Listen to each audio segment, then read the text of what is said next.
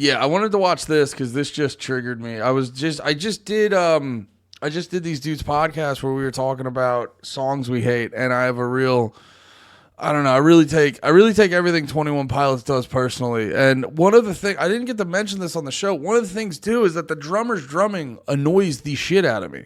Because so much about 21 Pilots music that irks me, besides like the lyrical content, is it sounds like dudes who, it's this weird thing I notice a lot of times in music where you have someone who's very talented and proficient in making catchy music, but like you can tell they don't have their music. I guess I'm not going to just like profile them based off who they are. I don't know them personally.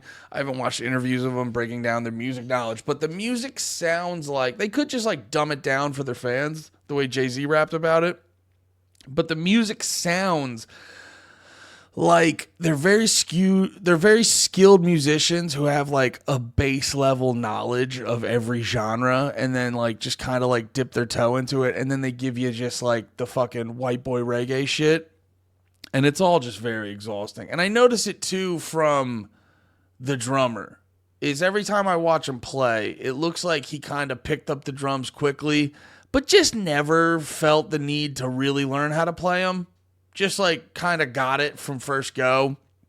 So when someone titles a video, The Impossible Drumming of 21 Pilots, I'm very intrigued. And I'm inclined to be a hater, but we'll see. Done. One of the most famous drummers in the world.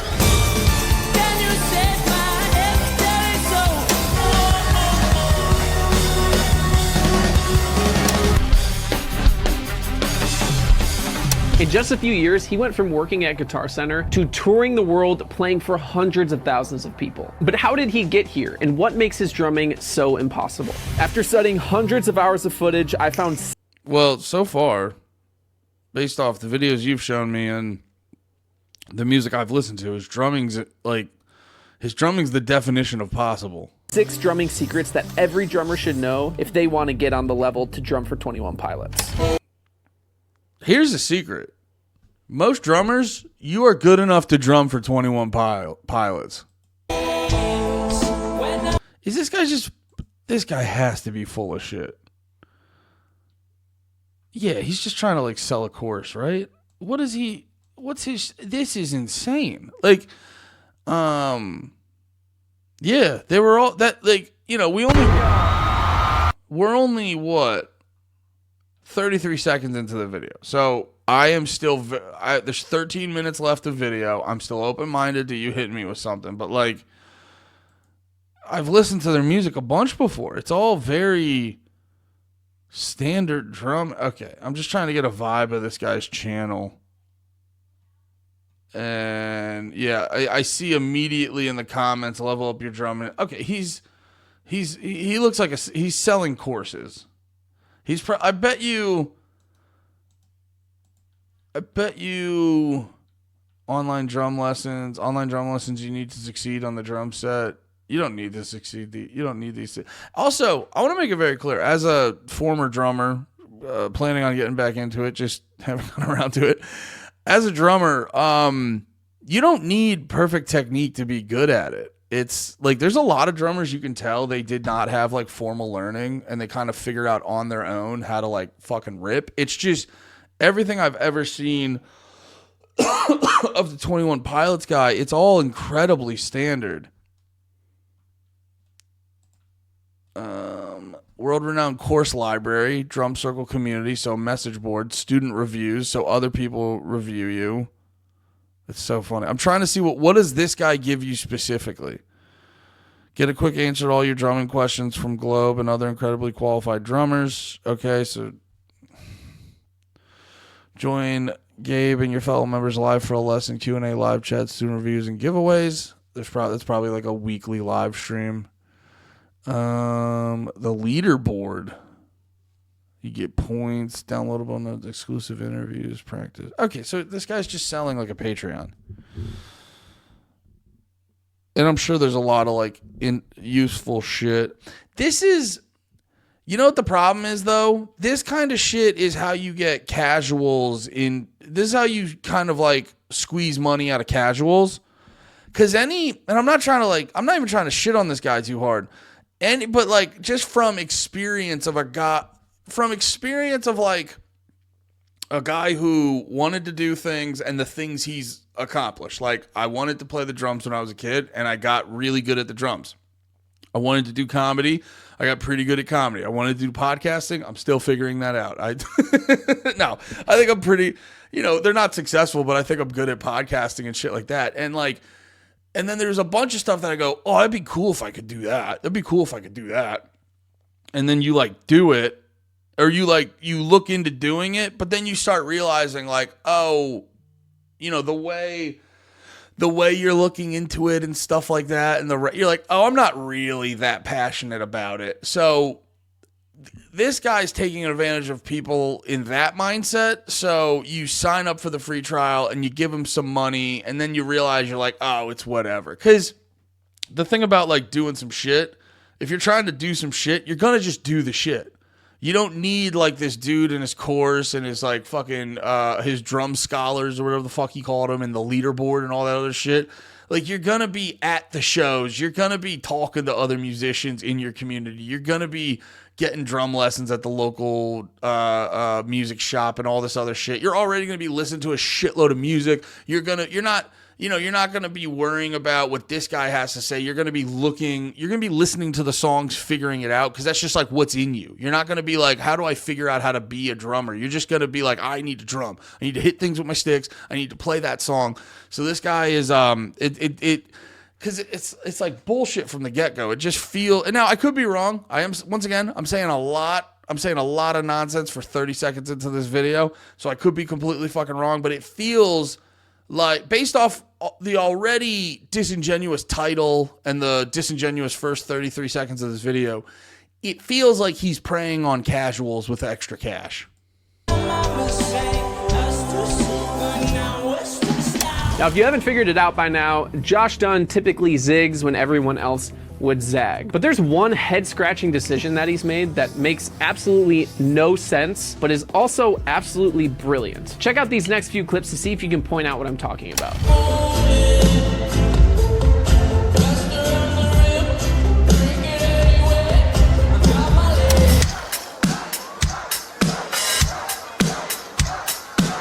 Now, most drummers have their snare drum tuned pretty high so that they can get more bounce and maybe a little bit more versatile of a sound. But Josh Dun does the complete opposite and tunes his snare insanely low, making it sound very dead. And in doing this, he's made his deep snare a part of his iconic drum sound. So why is this important? Well, by doing this, Josh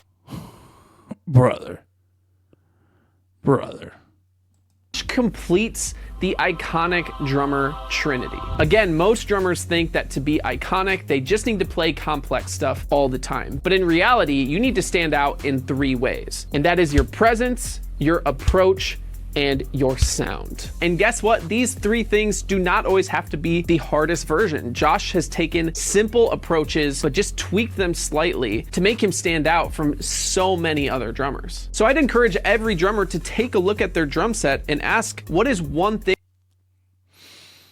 This guy's making me mad. Wait a minute. Okay, what the... head-scratching decision that he's made that makes absolutely no sense, but is also absolutely brilliant. Check out these next few clips to see if you can point out what I'm talking about.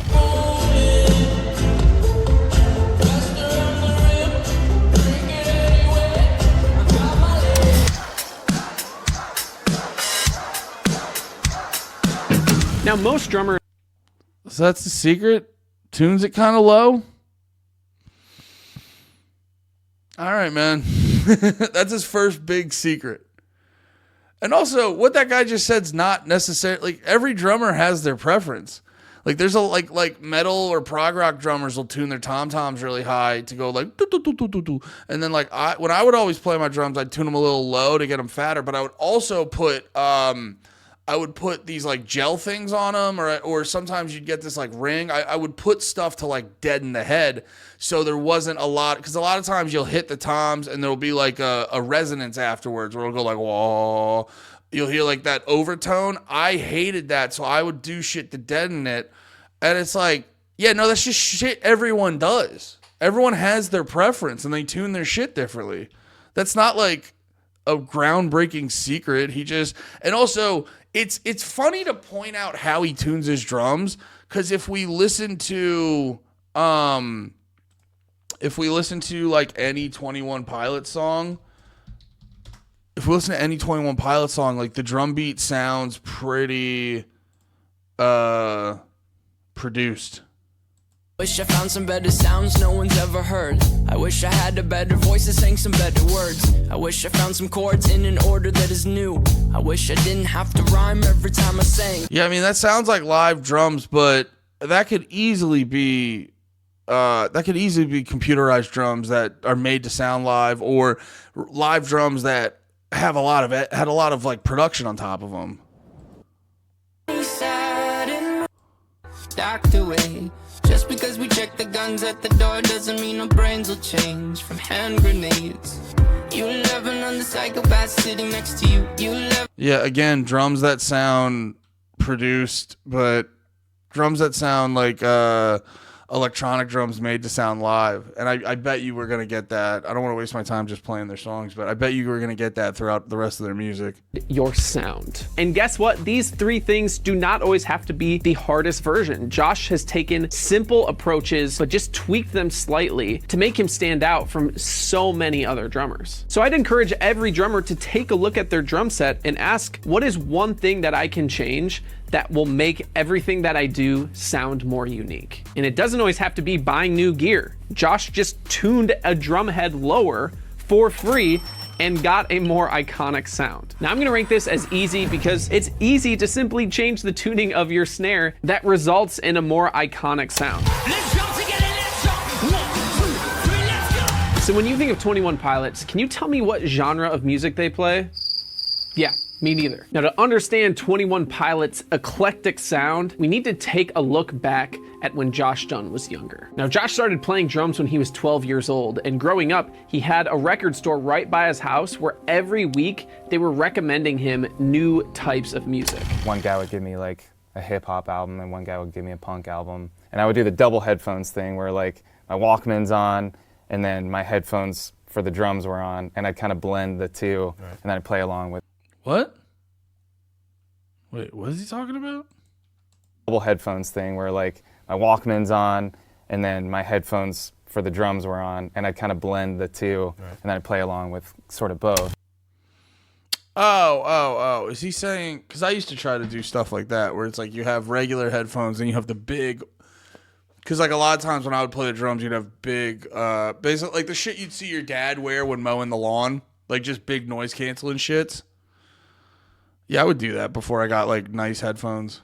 And because of this, Josh's drumming became insanely versatile and influenced 21 Pilots' sound to be as eclectic as it is now. For example, you can hear reggae influences in this song.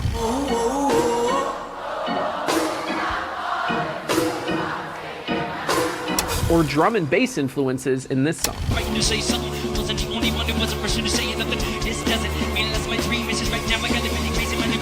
I call this inspiration hacking, and some of the most creative drummers.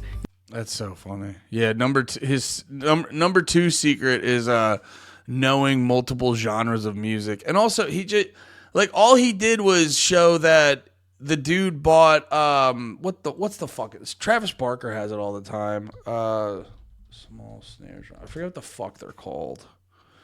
Roto drum? No, Roto's the one you'll see prog dudes play. Yeah, micro snare. Oh, piccolo snare. That's another one. I got to play one of those in concert band one year. They're very dainty and it's very scary to play them because you could fuck that up. Yeah. Yeah, he just has a small snare drum. And also, too, like, Travis Barker does that. You know what I mean? It's not like... Yeah. And also, it goes back to, like, the fucking... It goes back to the hating ass shit I was saying before where it's like, I'm assuming they have a base level knowledge of all these genres and they just kind of, like, sprinkle in shit to make them sound eclectic. Use this exact method. There are way too many drummers out there who are bored of their own playing, tired of sitting behind the kit and playing the same thing over and over and not being able to play any other gigs outside of their one very narrow genre. But the best drummers are the innovative ones who have a new approach on the kit. And this is typically where they take outside genres and apply them to their main genre. Don't show Dave Grohl. Dave Grohl only knows how to play loud rock and roll. That's all he knows how to play. Dude, there's always... Go watch Dave Grohl playing on SNL with Tom Petty. Tom Petty and the Heartbreakers. That fucking dope-ass soft... And I'm not shitting on Tom Petty. I love Tom Petty. But it's like, you know, thoughtful soft rock, and Dave Grohl's still pounding away like it's fucking Nirvana. It's like, that dude does not have range. Dave Grohl, love him to death. People do not realize how fine he is at the drums. It's very irritating. Although, his drumming on Queens of the Stone Age is sick. I'll give him that. That shit is pretty sick, but it's still pretty, like, I don't know. People act like he's like a drum god. And I go, no, he's just pretty, he's like pretty good at it. But yeah, this dude's, it's so funny too, because he's like, let me show people not enjoying playing the drums. Now let me show people having fun playing the drums. He's not saying anything.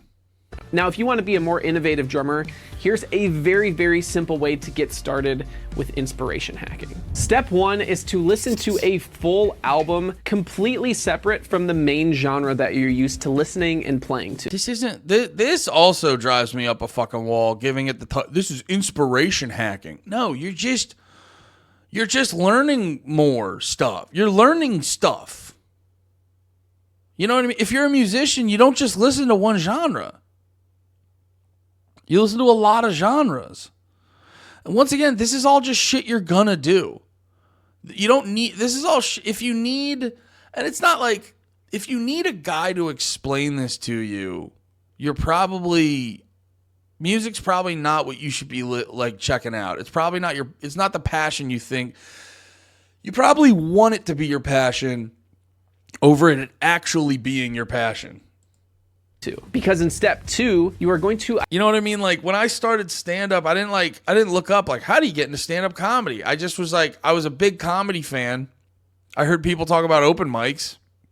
I found an open mic. And then I was like, one open mic a week. The first time I did stand-up, I was going to this for a couple months, and it would be every other week open mic. And then I was like, I need to do more stand-up. And then I found another stand. And then I found up in Bethlehem, PA, there was this place called the Brewworks. And then that's where I ended up meeting Nate. And Nate was like, yo, we got this mic in Reading. And then I met him there. And then I met Lemaire and other people. And they let me know there's a cool mic in Lancaster. It just happens. You want to do it, you're around it. It just happens. You don't need... This is why shit like this, I'm not even... And apologies to the 21 Pilots drummer, because he's like... So I always feel like I got to separate the art from the artist, because there's a lot of times where I'm like, the artist seems chill. I just don't like anything you make. And the way it sort of affects popular culture, I also hate. So like, you're cool. It's just everything you make makes the world worse. But don't take that personally. Identify 3 drum parts that you really, really like and that stand out to you. And then finally, step 3 is to bring those ideas over into your genre. So if you're a metal drummer and listen to a hip hop album, try to incorporate those 3 hip hop grooves into a metal song that you're working on. Now, I'm gonna rank inspiration hacking as hard because it can be difficult. Calling it inspiration hacking actually drives me crazy. It's not, it's just being an eclectic, it's just having, I'm sorry. No, I'm sorry. Just, this guy's pissing me off. Difficult to stretch yourself outside of your genre. But remember, the best drummers are masters of this, so it is an exercise worth doing.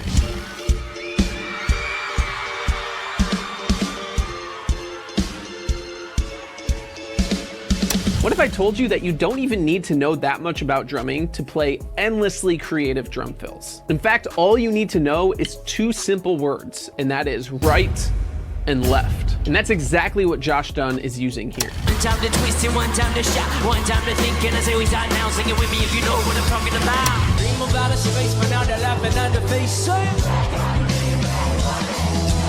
Too many drummers are learning note for note drum fills that they can only play one way. But Josh is a perfect example of how when you hone in on one simple pattern and can play it in a multitude of different ways, you get endless possibilities for amazing drum fills. And the beauty is that Josh uses the simplest sticking pattern ever, which is the single stroke roll. Here's a simple framework to follow to get endless fills from one pattern. Step 1 is to learn the simple pattern on the snare drum alone at a slow tempo. Once you get comfortable with that at a faster tempo, step 2 is to move your dominant hand around the kit in random sporadic ways. This is really your chance to experiment with what paths feel the best to you. Step 3 is to simply repeat that, but with your weak hand moving around the kit. And then finally, step 4 is to... Yeah, I don't know what to say about that. That's just...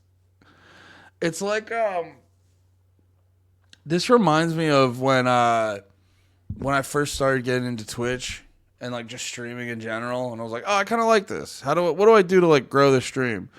And then you just like find out, like you try to watch these Twitch guys on YouTube talk, like giving you advice on your shit. Like giving you advice, and they're like they'll basically be like, make compelling content. And you're like, oh, so like be good. And this guy's literally just being like, be create. Also, he's not the what's the drummer's name? I keep forgetting the drummer's not doing what you're saying.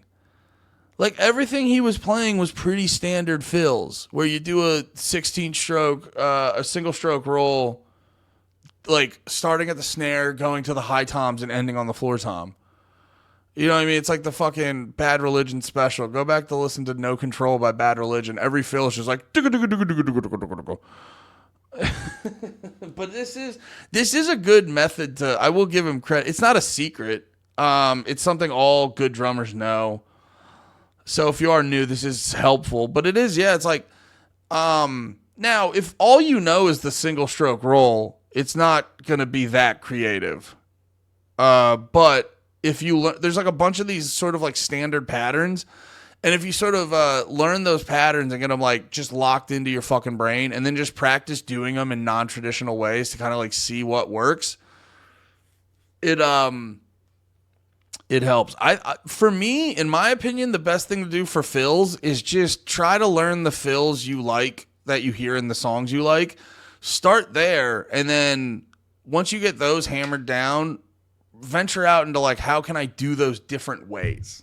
And I think that's the best way to learn fills. But yeah, this guy is giving the 21 Pilots drummer way too much credit. Combine them both, where you can easily move your dominant and weak hand around the kit for a multitude of different fill patterns. And if you want a bonus step to push it to a really advanced concept, you can start replacing certain notes with kick notes that can start to break up the pattern in some really cool ways. Now, I'm gonna rank this technique as easy because all Josh is doing here is taking the easiest pattern ever and playing it in cool, unique ways.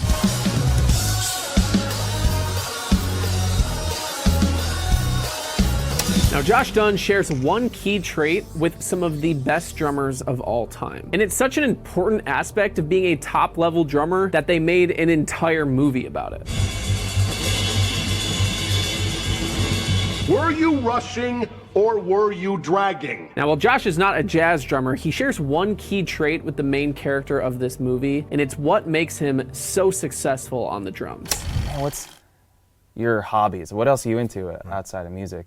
I used to come home from high school and play the drums, and now I just come home from tour and play the drums. Like, I want to play the drums right now. Now, when it comes down to it, the best drummers are the most obsessed, and Josh is no different. He has a constant hunger for improvement at all times. But the key to being an obsessed drummer is... That's another thing that would just be like in you. Yeah, he's just saying practice a bunch, which is very true. That's, by the way, how a lot of musicians get good. A lot of musicians get so fucking good because they go to, well, it's a mixture of things, but I know from, like, if you see, like, people who went to college for music, those type of people, when you're in college in music, you have a couple classes and you just spend every waking moment you can practicing.